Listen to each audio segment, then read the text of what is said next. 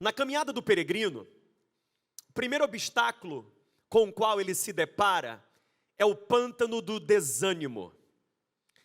E esse pântano do desânimo fala sobre aqueles momentos de cansaço espiritual, de desânimo na fé. E existem muitos motivos pelos quais a gente pode entrar em um momento em que a alma cansa, em que a fé fica abafada, em que a chama do fervor, da paixão por Deus, ela fica diminuída. Existem muitos motivos para você entrar no pântano do desânimo. Mas eu quero oferecer aqui para você o que eu penso ser os 4 motivos mais comuns. E eu penso isso tanto à luz da Bíblia, quanto caminhando com gente, conversando com pessoas, acompanhando, pastoreando. Eu tenho percebido que esses 4 são os campeões de colocar um homem ou uma mulher de Deus nesse abismo chamado desânimo espiritual. Primeiro motivo, expectativas não realizadas. Quando você constrói no teu coração uma expectativa, principalmente acerca de Deus, e do que Deus deveria fazer na sua vida, e do jeito, do como, do tempo em que Deus deveria trabalhar na sua vida.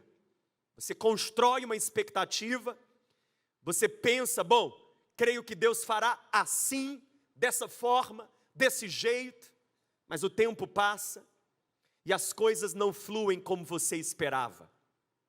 Você começa a se perguntar, onde é que estão as promessas de Deus na minha vida? Onde é que está aquela palavra que eu recebi de Deus, que não se cumpre, que não se concretiza, e a alma começa a cansar, e a fé começa a desanimar. Quando você tem expectativas frustradas, quando você cai nisso, nessa decepção com Deus, talvez eu estou pregando para alguém aqui nesse lugar, que anda vivendo exatamente isso, uma expectativa quebrada.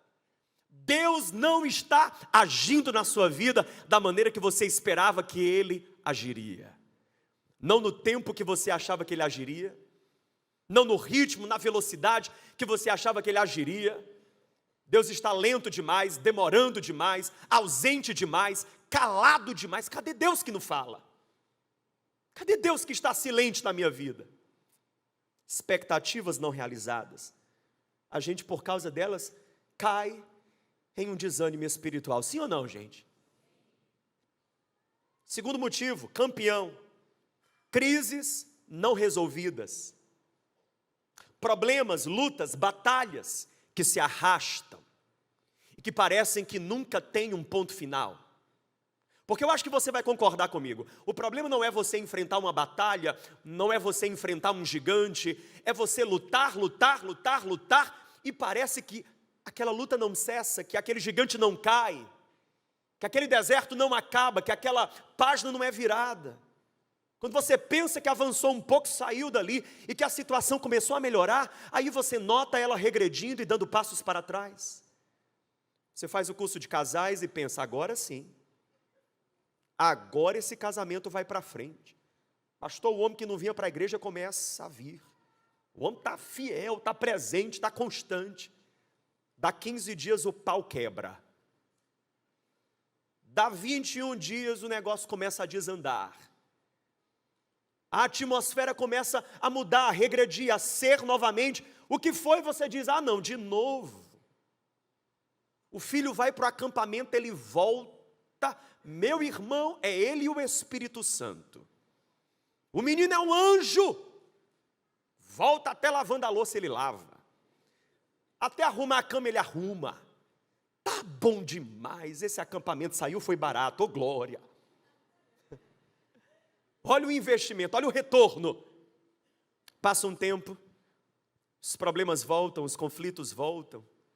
Ele parece que começa a regredir, a retroceder, dá passos para trás, você fuça no celular, descobre alguma coisa. Ai, ele metido com aquilo de novo, com aquela turma de novo, com aqueles caminhos de novo.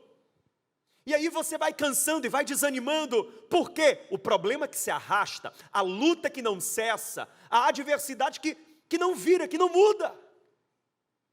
Isso vai desanimando a gente espiritualmente, porque a gente vai tendo dentro de nós aquele sentimento de será que algum dia esse capítulo vai ser encerrado e eu vou virar em definitivo essa página? Será que em algum momento eu vou vencer isso, eu vou romper com isso? Desânimo espiritual, crises que se arrastam.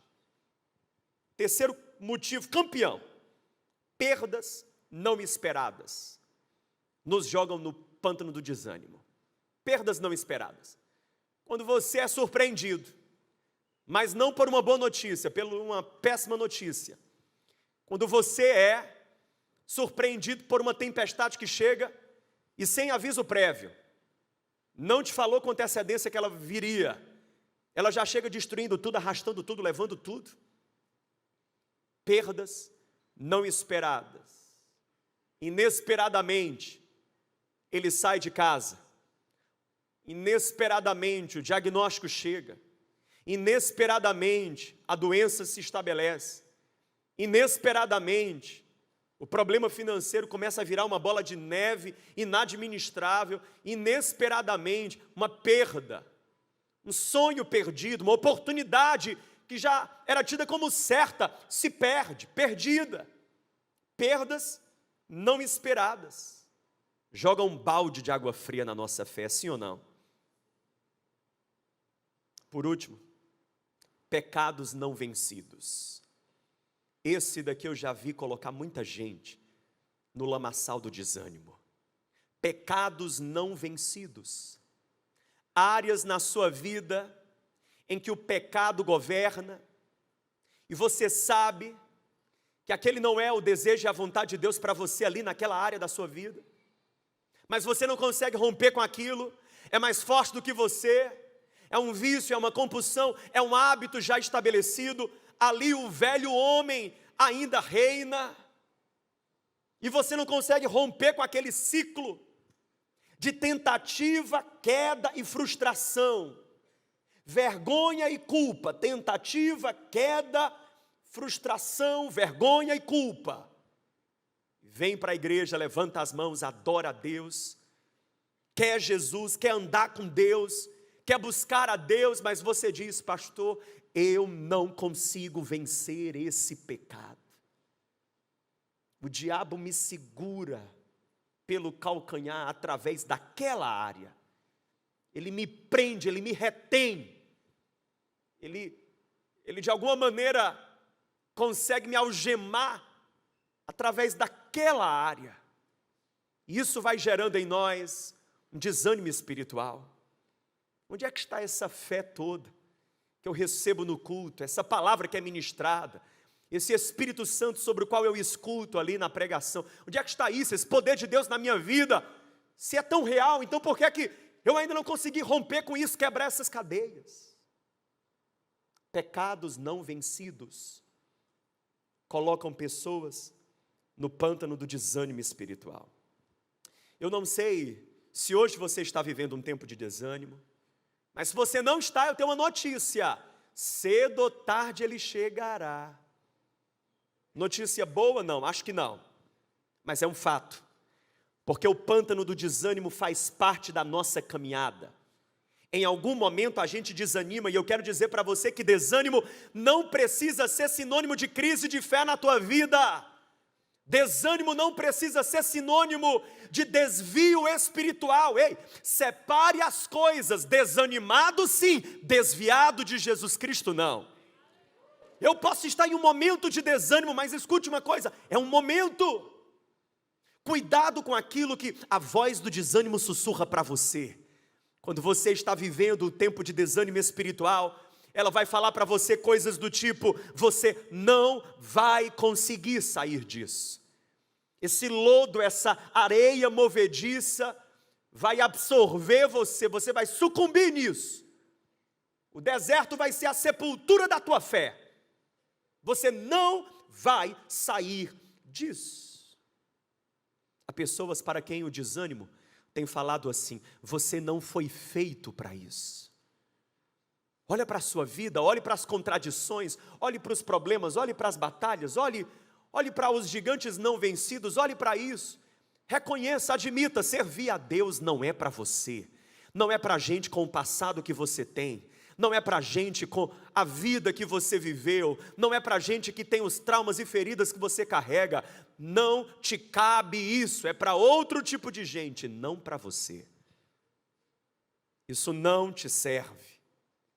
A voz do desânimo talvez vai dizer para você: desista, antes de você se frustrar mais. Desista, pare de ser uma farsa, desista, pare de ser um personagem, desista. Mas eu quero dizer para você uma palavra de Deus, quem recebe? Eu quero dizer para você que o que tem poder de fazer você desistir, revela o porquê você começou. Eu vou repetir, o que tem poder de fazer você desistir, revela o porquê você começou. Se esse momento ruim, se essa expectativa não realizada, se essa crise que se alonga e que se arrasta, se essa situação adversa, se essa pressão, seja ela qual for, se ela tem tido o poder de fazer você questionar a tua caminhada de fé, se ela tem tido o poder de fazer você cogitar a possibilidade de voltar atrás, de retroceder, de regredir espiritualmente, de soltar a mão do arado, eu quero dizer para você, você está dando poder à coisa errada. Deus te pergunta essa noite, por que você começou? Você entregou sua vida a Cristo, você decidiu seguir a Jesus, por uma emoção ou por uma convicção? Você teve uma experiência emocional ou você teve um encontro com Cristo vivo e ressurreto, glorioso, Deus Todo-Poderoso? Eu quero fazer essa pergunta para nós aqui nessa noite: quem nós somos? Olhe para cá, quem nós somos? Empolgados ou convertidos? Porque nem toda empolgação é fé, nem toda empolgação é conversão. Empolgação é algo dos sentimentos, é algo da ordem das emoções. Isso é empolgação, meu irmão. A gente pode ter momentos de empolgação, a gente pode ter uma experiência dopaminérgica em um culto, mas não é isso, não é sobre isso. É sobre: eu tive um encontro com Cristo, Jesus Cristo é o Senhor da minha vida, o Espírito da verdade passou a habitar o meu ser, eu sei o encontro que eu tive, eu sei quem Ele é, e não existe na minha vida a opção de desistir, nem de retroceder. Eu quero declarar essa palavra sobre a sua vida: desistir na tua vida não será uma opção. Não será uma opção. Eu não sei o que é que o inimigo tem tentado utilizar para jogar você para esse lugar de desânimo espiritual, mas Deus me trouxe essa noite para ser um profeta de Deus, para ser uma boca de Deus sobre a sua vida, e para dizer que essa palavra está quebrada na tua vida. Desistir não é para você. Não é. Quem está entendendo o que eu estou pregando aqui? Alguém precisava receber essa palavra. Você entrou nesse lugar, você conectou via Campus Online. Eu creio, eu sinto no meu espírito, de uma maneira muito clara, meu irmão: o Senhor Deus está falando comigo, Ele está falando com você. Não, de onde eu te tirei, a obra que eu fiz na tua vida, o quanto você sabe de quem eu sou, do meu amor e da minha graça. Não tem mais como, não casa, não combina, não tem mais como conciliar você e uma desistência espiritual. Desanimado talvez, desistindo jamais. Jamais.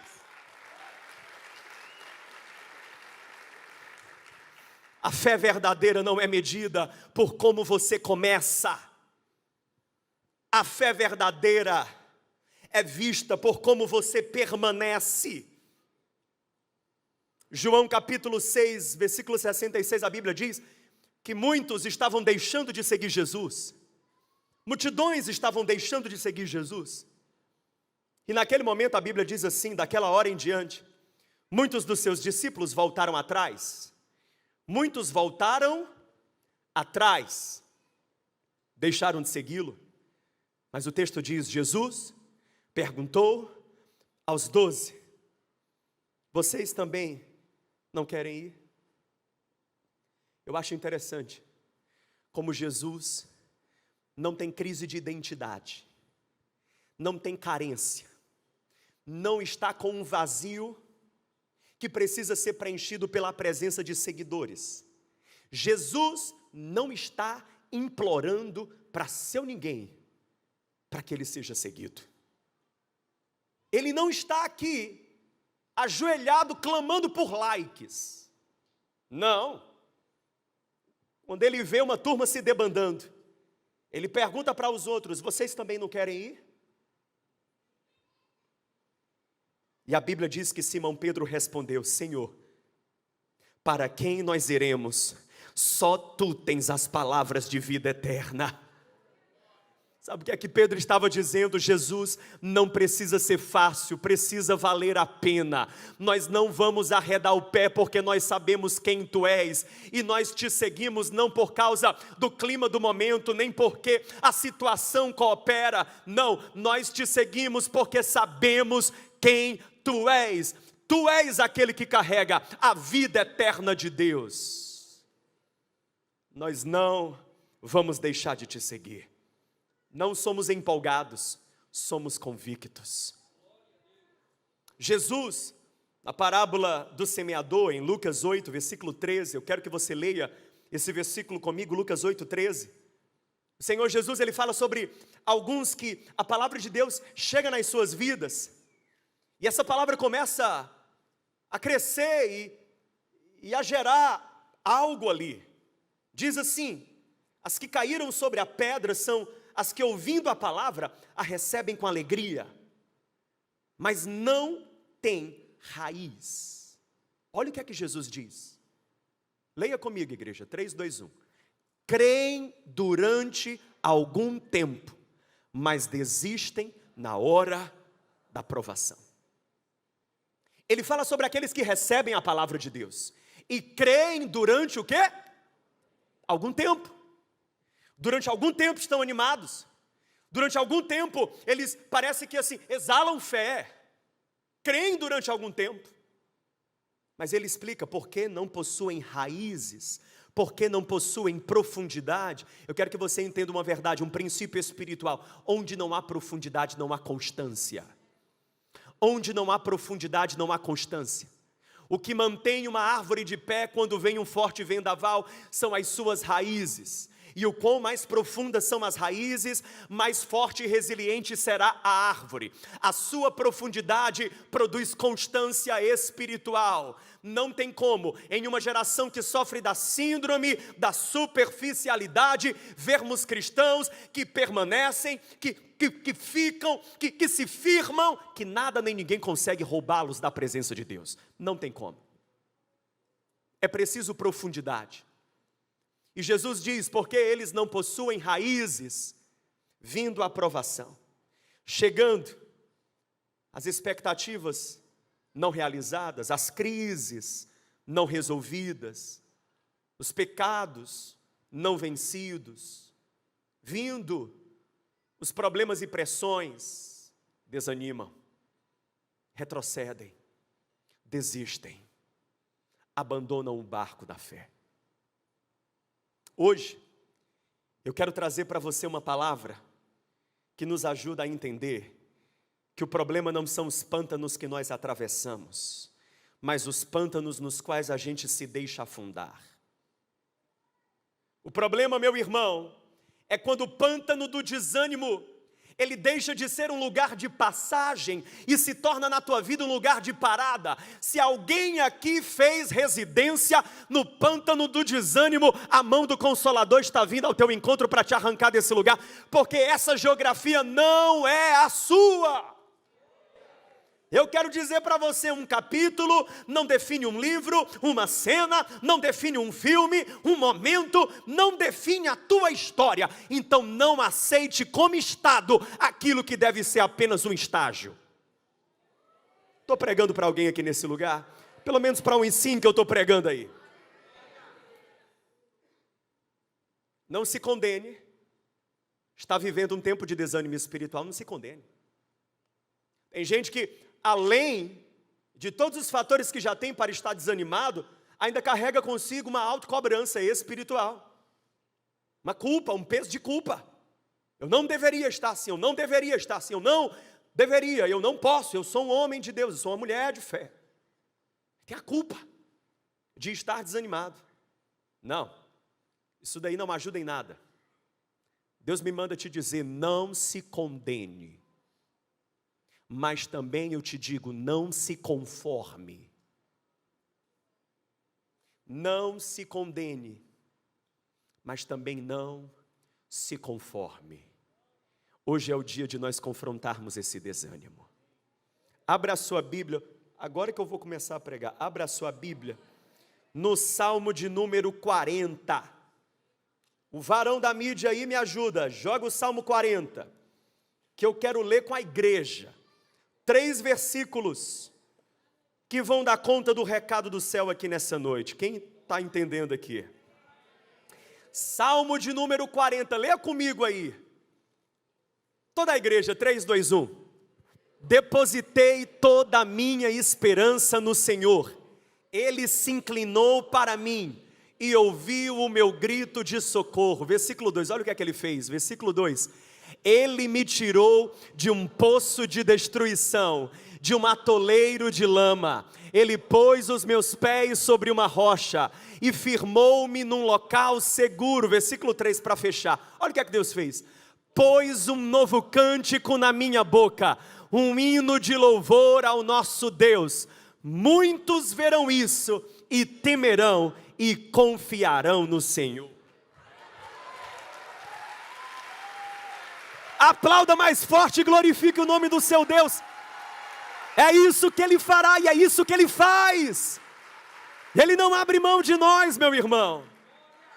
Quando nós estamos no lamaçal do desânimo, Ele tem um projeto para a nossa vida. Guarde no seu coração 4 princípios espirituais para você confrontar o desânimo espiritual. Primeiro, fale comigo, espere em Deus. O Salmo 40 começa dizendo, espere com paciência no Senhor. Espere, significa, coloque a sua esperança em Deus. O espere aí não é fique sentado passivamente, assistindo a vida fluir. Se Deus quiser, Ele faz algo, não. Não é uma espera passiva, é uma espera ativa, é uma espera engajada.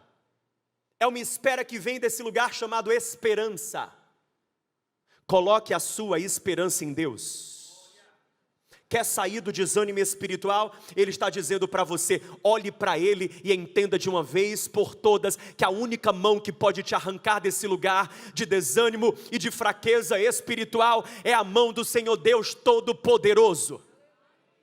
Por sinal, esse é um dos motivos pelos quais Ele nos deixa às vezes entrar no pântano do desânimo. Para a gente perceber que Ele é tudo o que nós precisamos.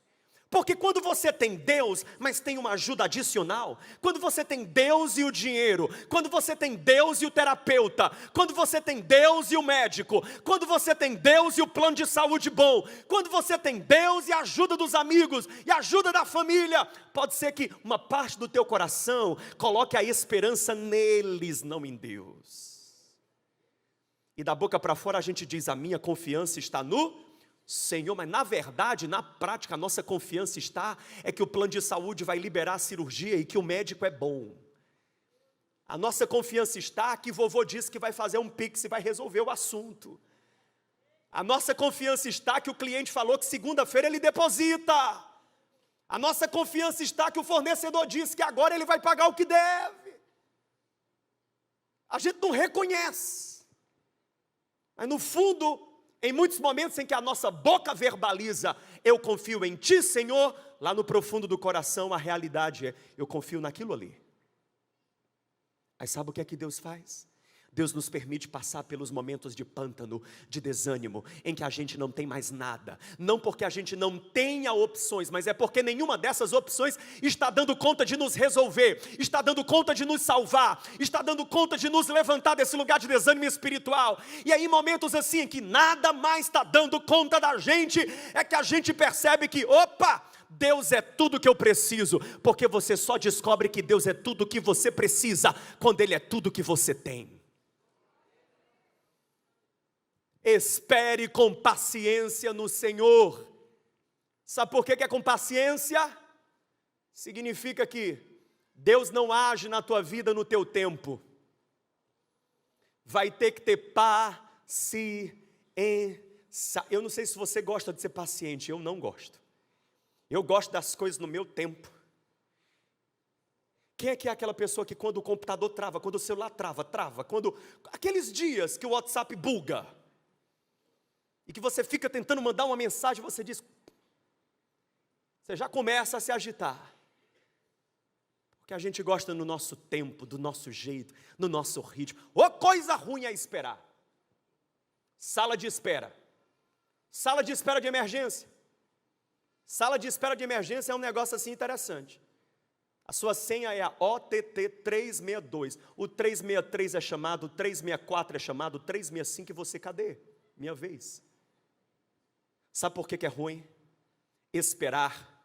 Porque quando você espera, você não está no controle. Porque quando você espera, você está sentado esperando alguém chamar o seu nome e você não pode fazer nada para acelerar, para mudar. Quando você espera, você não está no governo, no comando. Quando você espera, o cronograma não está nas tuas mãos. E eu quero dizer para você que a sala de espera de Deus, ela é pedagógica, porque ela nos ensina que é Deus quem manda, não somos nós. E que na nossa relação com Deus, Ele é o Senhor, nós somos os servos. Ele é o Pai, nós somos os filhos. Ei, meu irmão, na tua relação com Deus, o soberano é Ele. É no tempo dEle, é do jeito dEle, é o modus operandi dEle. Então fique tranquilo e descanse, porque na tua vida Deus não chega adiantado e Ele também não chega atrasado. Se Ele chegasse adiantado, você não estaria pronto. Se Ele chegasse atrasado, meu irmão, você não teria mais estrutura para aguentar. Ele chega na hora certa, no tempo certo. Tem alguém que está precisando entender aqui que o relógio de Deus não está quebrado. E tem alguém também precisando entender que o cronograma da obra está na mão de Deus. O construtor é Ele. Descansa, meu irmão, o construtor é o Senhor. Espera com paciência no Senhor. A sala de espera é pedagógica. Ela nos ensina tanto. Ela nos ensina, por exemplo, que a gente é bem mais fraco do que achávamos que éramos. Quando Deus nos coloca para esperar, a gente descobre que a nossa fé não é essa coisa toda, que a gente não está com essa bola toda. A gente percebe que somos mais fracos, mais frágeis do que achávamos que éramos, mas a gente também descobre que Deus é melhor do que a gente merece. A sala de espera, quando Deus nos coloca para esperar, é importante demais, porque é nesse tempo que a gente descobre que sim, a bênção é maravilhosa, mas melhor do que a bênção nas mãos, é a presença do abençoador na vida.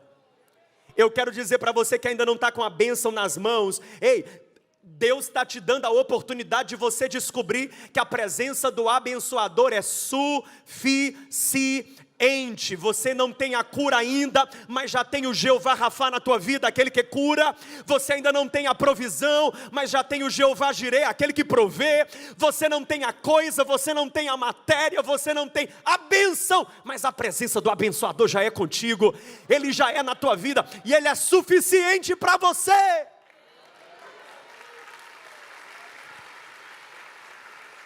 A gente só descobre quão maravilhosa é a presença do abençoador quando a mesa não tem banquete, só tem Ele, só tem a presença dEle. E aí, quando é apenas eu e Deus, é aí que eu ganho a chance de perceber verdadeiramente Ele preenche a vida. Ele não é uma acréscimo, Ele não é um enfeite, Ele não é uma coisinha a mais, não, Ele é tudo, tudo, o resto é bônus. Ele é tudo, Ele preenche a minha vida. Espere com paciência no Senhor. Ah, pastor, as emoções estão oscilando, tem dias que eu estou triste, tem dias que eu estou animado, que eu estou com fé. Pois eu digo para você uma coisa, perseverança não é emoção, é decisão. Está triste, continua. Está abalado, está angustiada, permanece. Esperando, no Senhor, porque perseverança não é uma emoção, é uma decisão. Não importa como você está se sentindo, simplesmente continue colocando em Deus a tua esperança. E o profeta promete para você que aquele que espera no Senhor renovará as suas forças e subirá alto como a águia. Tem força nova para você que coloca a sua esperança nele. Tem força nova para você que olhar para Jesus, o autor e consumador da tua fé, e falar: eu espero em ti, Senhor, e sei que não ficarei decepcionado. Quem recebe essa verdade? Segundo, fale comigo, clame com fé. Ele diz ainda: ele se inclinou para mim e ele ouviu o meu clamor. Não deixe as suas emoções ditarem a sua vida espiritual. Entenda isso. Não deixe as suas emoções ditarem a sua vida espiritual. O lugar das tuas emoções é debaixo dos teus joelhos, e não no volante da tua vida. Eu falo isso muitas vezes aqui.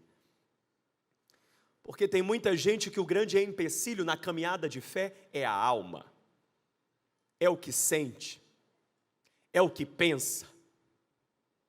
E o salmista está dizendo: eu clamei. No pântano do desânimo eu clamei. Triste, eu clamei. Preocupado, eu clamei. Perturbado, eu clamei. Sem vontade, eu clamei. Depressivo, eu clamei. Angustiado, aflito, eu clamei. Não espere que aquilo que você sente mude para você começar a clamar. Não. Comece a clamar hoje, agora. Comece a clamar estando você no olho do furacão, estando você envolvido pelo lodo do pântano do desânimo. Clame. Assim diz o Senhor para você. Essa precisa ser a palavra na sua vida. Desanimado sim, mas orando. Desanimado sim, mas clamando. Desanimado sim, mas gritando pelo socorro de Deus. Triste sim, mas com o joelho dobrado. As lágrimas estão descendo, mas a sala do trono é o lugar para onde eu vou. Ah, meu irmão, pressionado sim, mas na presença de Deus. Deixa eu falar uma coisa para você. Está no momento de desânimo, tudo bem, desanimado, mas crente. Desanimado, mas cabisbaixo, crente. A gente pensa que crer que a caminhada da fé é só para quando eu estou assim, ó, com a cabeça erguida, animado. Oh, aleluia, glória. Aliás, eu tenho até uma preocupação com gente que a toda hora, todo tempo, todo dia, a pessoa é: oh, como é que você está? Ai, eu estou maravilhoso, pastor. Eu estou flutuando. Eu tenho uma preocupação. Eu digo: eita, Jesus, está o quê? Precisa de um remédio aí. Porque gente de verdade, gente que sente, gente que atravessa o dia a dia, não é bem por aí não. Nós somos oscilantes, a cabeça oscila, o sentir oscila, mas a gente precisa ancorar a nossa fé em coisas que são imutáveis, a palavra de Deus, as promessas de Deus, o caráter de Deus. E eu quero dizer para você, meu irmão, só tem um jeito: transforme aquilo que te oprime em um clamor que sai da tua boca. Quanto mais pesar, mais você clama. Quanto mais sobre você estiver algum tipo de fardo, mais você ora. Sabe por quê, meu irmão? Escute uma coisa. Porque a distância entre você e Deus é um clamor. A distância entre você e Deus é um clamor. Tem pessoas que entraram aqui se sentindo distantes de Deus, e Deus está dizendo para você: a distância entre você e Ele é um clamor. Ele está tão perto quanto uma oração de distância. Se você clamar, o salmista diz, Ele se inclina para você, o Deus que criou os céus e a terra, que mediu as águas dos oceanos com a palma das suas mãos, que pesou os montes como que em uma balança. Esse Deus, Ele diz, eu me inclinarei, eu darei atenção especial a você, se você clamar. Oração não perdeu a validade. Ele se inclina, Ele escuta, Ele age. Josué orou e o sol parou, Ana orou e gerou um filho, Elias orou e voltou a chover, Jabes orou e a sua vida mudou, Ezequias orou e teve os seus dias prolongados, Daniel orou dentro daquela cova cheia de leões e os leões tiveram que jejuar, não teve comida para leão, teve Daniel saindo daquela cova para um tempo novo em sua vida, Jonas orou e o peixe que havia engolido ele teve que vomitar quando ele clama, quando ele ora. Meu irmão, escute uma coisa, quando você clama, o céu se move, a mão de Deus é estendida, milagres acontecem, os anjos trabalham e aquilo que parecia ser um ponto final, se torna uma vírgula para a glória de Deus. Clame.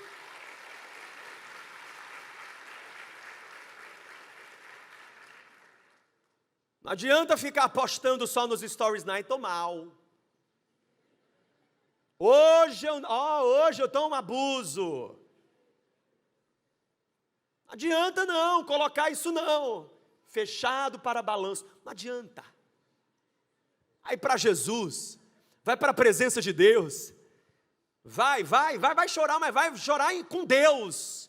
Aos pés de Deus. Sabe qual é o nosso problema? É que a gente fala muito com quem resolve pouco e a gente fala quase nada com aquele que resolve tudo. A gente fica vomitando, meu irmão, no primeiro que se encosta na gente. Não, vai para a presença de Jesus. Tem graça para você, tem misericórdia para você, tem unção para você, tem força para você, tem direção, aleluia. Tem alguém entendendo o que eu estou pregando? Tem sabedoria de Deus para você. Vai para Ele. Ele já disse que quando você clamar, a porta vai estar aberta e o teu nome já está na lista VIP. O anjo não barra. Ele abre a porta e diz, não, esse daqui clamou, esse daqui pediu, pode deixar entrar, pode deixar. Você está entendendo, meu irmão? Oh, glória a Jesus. Escute, clame. Quando o louvor retorna, se o louvor não voltar, eu não acabo. Terceiro, é o Vin Diesel gospel. Terceiro, manda brasa aí, manda fogo. Toca para eu parecer mais espiritual. Terceiro, mude o alicerce. O salmista diz assim, Ele me tirou de um poço de destruição, Ele me arrancou daquele pântano, e Ele pôs os meus pés sobre uma... Eu ganhei um novo alicerce, estou firmado em um novo terreno, eu ganhei novas bases, eu tenho agora debaixo dos meus pés um novo firmamento. Eu não estou mais firmado no momento, eu não estou mais firmado na situação, eu não estou mais firmado na aprovação das pessoas, eu não estou mais firmado na presença da ajuda dos homens, não. Meus pés não estão mais sobre os fundamentos frágeis desse mundo. Eu quero dizer, se você está com a sua vida construída sobre o que você tem, sobre a saúde que você carrega, sobre as pessoas que estão contigo, bases frágeis demais. Jesus em Mateus 7 disse, é como o homem que constrói a casa sobre a areia. Vindo a tempestade, dando contra ela o forte vento, ela vai desabar. É frágil demais todos esses alicerces, porque eles são volúveis, eles mudam rápido demais, eles são passíveis de serem perdidos. Uma hora você os tem, depois você não os tem mais. Alguns para quem eu prego hoje que sabem exatamente o que é isso, você já sentiu na pele o que é ter construído a sua vida sobre os alicerces errados, construiu a sua vida sobre alguém, a sua vida sobre uma carreira, a sua vida sobre uma posse material, a sua vida sobre algo que se foi, o vento soprou e aquela duna erodiu, a casa ficou sem chão, perdeu o fundamento. Mas hoje a boa notícia é que se você colocar nele a tua esperança, se você disser: Jesus, és tu o meu Redentor e o meu Salvador, em ti eu confio, apenas em ti, meus olhos estão em ti, meu irmão, se você clamar, se você clamar, se você clamar, se você clamar, se você entender que o teu desânimo não é motivo para você parar de clamar, não, é mais um motivo para você clamar como nunca antes. Se você deixar o tempo do desânimo não convergir para a destruição da tua fé, mas sim, se você deixar esse tempo de desânimo te empurrar para o colo do Pai,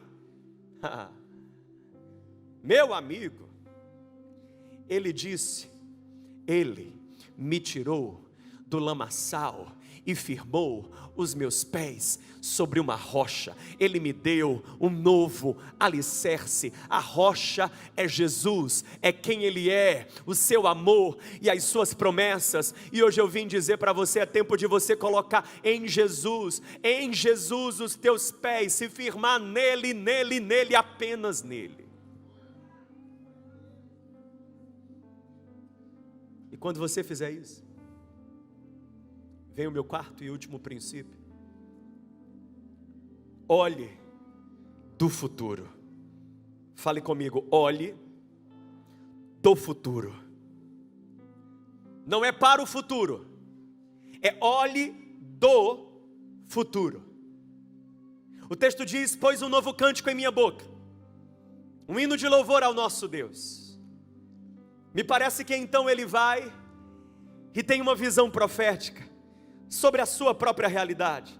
Ele diz: muitos verão isso, temerão e confiarão no Senhor. Presta atenção nisso aqui. Ele sai de onde ele está e ele olha para aquele seu momento do futuro. E olhando para aquele momento do futuro, da perspectiva do futuro, ele diz: aquilo que hoje é dor vai ser um testemunho, aquilo que hoje é uma lágrima vai se tornar uma canção, aquilo que hoje é uma dificuldade vai ser um processo que vai abençoar a vida de outros. Eu já posso ver pelos olhos da fé. Um dia, passando por um tempo de talvez um dos maiores pântanos de desânimo espiritual na minha vida, eu fui orar, fui falar com Deus, e o Espírito Santo falou assim comigo: João, vem para cá, olhe do futuro. Um dia você vai contar essa história, e como você irá contá-la? Como motivo que te fez desistir, ou como processo que te fez amadurecer? Um dia você vai contar essa história, e como você irá contá-la? Como uma história de desistência, ou como uma história de fidelidade? Um dia você vai contar essa história. Deus está dizendo para você: saia do seu lugarzinho, do hoje, do agora, e olhe para isso do futuro. E olhando do futuro para isso que você tem vivido, Deus pergunta para você: um dia, filho, você vai contar essa história. Como você irá contá-la? Como o momento em que a pressão te fez desanimar, que as lágrimas fizeram você questionar o teu chamado, o teu propósito, a mão de Deus sobre a tua vida. como um momento em que as provações fizeram você pular fora do barco da fé? Ou você vai contar como foi difícil, foi doloroso, mas eu experimentei a graça de Deus, e aquilo que foi ferida, hoje é cura para outros, e aquilo que um dia foi dificuldade, se tornou parte essencial da história que eu escrevi com Deus, e aquilo que um dia foi tempestade, se tornou uma experiência profunda com o Senhor. Obrigado, Senhor, porque tinha tudo para aquele deserto ser a sepultura do meu propósito, mas Deus tornou ele uma plataforma para o meu crescimento. Tinha tudo para ser uma pedra de tropeço, mas Ele tornou em degrau sobre o qual eu subi e fui para um outro nível. Deus está falando para você nessa noite: saia do agora, do hoje, e olhe do futuro. Como você vai contar essa história?